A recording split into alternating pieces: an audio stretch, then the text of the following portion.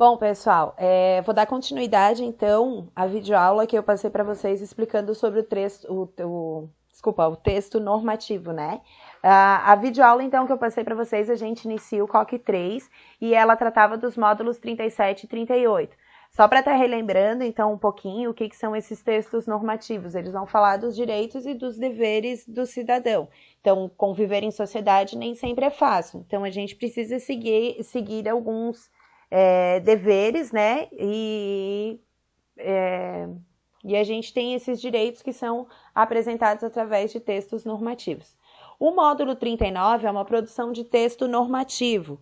Como eu falei para vocês na live, eu não vou estar cobrando isso como um texto para vocês enviarem, mas no exercício proposto, uma das atividades é que vocês produzam um texto normativo. Lá no vídeo, eu abri para vocês essa página aqui, que eu estou mostrando, aonde eu fui falando do título, qual era o título, qual era o capítulo e depois os artigos, tá? Na página seguinte, a produção do texto normativo, aqui a gente falou do ECA, a gente tinha dito, e aqui ele Opa, travou de novo. Está trazendo o regulamento do funcionamento do Campeonato Brasileiro, da Série A. Então, eu disse até para vocês no vídeo que se vocês pegarem qualquer texto normativo, ele vai apresentar a mesma estrutura. Então, aqui a gente tem o capítulo em números romanos. Qual seria o título, né? Porque se a gente olhar nesse aqui, ele apresenta assim um título. Então, esse texto normativo aqui, o título dele é Funcionamento do Campeonato Brasileiro da Série A.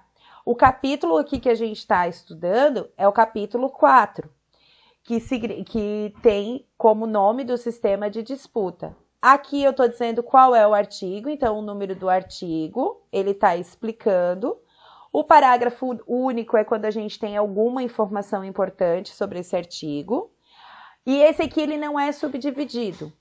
No de baixo, no artigo 14, a gente já tem um novo artigo, um novo direito, né, dever, e ele é subdividido em partes. Lá na videoaula eu até falei que essas subdivisões elas deveriam ser colocadas em números romanos, tá? Por quê? Porque se a gente olha a questão da Constituição Federal, eles são colocados em números de romanos, mas isso não é uma regra geral. E depois aqui a gente tem esse símbolo aqui, ó, se vocês olharem, ele é um símbolo de um parágrafo, como se fosse um novo parágrafo.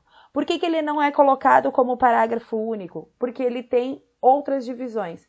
Isso aqui a gente chama de inciso também, tá? Dentro da Constituição, das leis, eles chamam isso aqui inciso 1º, inciso 2º e assim por diante.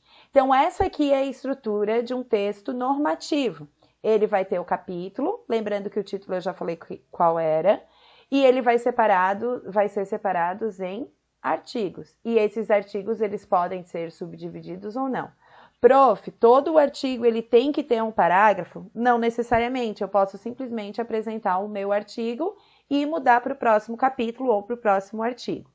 Aqui, começou já no capítulo 4? Não. Quer dizer que ele tem o capítulo 1, 2, 3 e o que está sendo apresentado para vocês é o capítulo 4. Aqui até fala sobre o Explore Mais, se vocês quiserem utilizar o QR Code. Esse QR Code, ele traz um exemplo de regulamento, né, para os jogos estudantis, juvenis. Deixa eu abrir aqui a outra parte da tela do computador. Aqui eu procurei na internet a Constituição Federal de 1988 que eu falei para vocês. Então aqui a gente tem o título, Constituição Federal, aí o capítulo 1. Se vocês observarem, a gente não precisa escrever título e depois botar o nome do título. A gente pode dar diretamente o nome. Agora, capítulo, a gente vai botar capítulo 1 e o nome, capítulo 2 e o nome e assim por diante.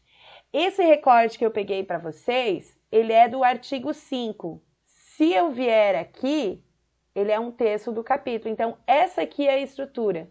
Quando eu falei para vocês da subdivisão dos números romanos, ó, a Constituição Federal, o artigo se subdivide em números romanos. Esse artigo aqui, o artigo 5 da Constituição, ele é um dos mais importantes. Por quê? Porque ele fala da igualdade de todos perante a lei. Então, não existe uma diferença entre mulher, homem, negro, branco, índio, mulato, perante a lei. a gente é todos iguais. Se a mulher comete um assassinato ou o homem comete um assassinato, ele vai ser julgado da mesma forma. Logicamente, a gente tem os feminicídios. Isso é um outro tipo de normativa, isso é um outro artigo, tá? Então, para cada situação, a gente pode criar um artigo, um dever, um direito do que deve ser consultado. Beleza, gente? Só trouxe esse vídeo, então, para estar complementando e, principalmente, para mostrar para vocês aquilo que eu falei no vídeo e não deu para ver na tela do computador. Como que é a estrutura de um texto normativo. Beleza? Agora podem se deliciar com as atividades, os exercícios propostos do módulo 37, 38 e 39. Beijo, galerinha!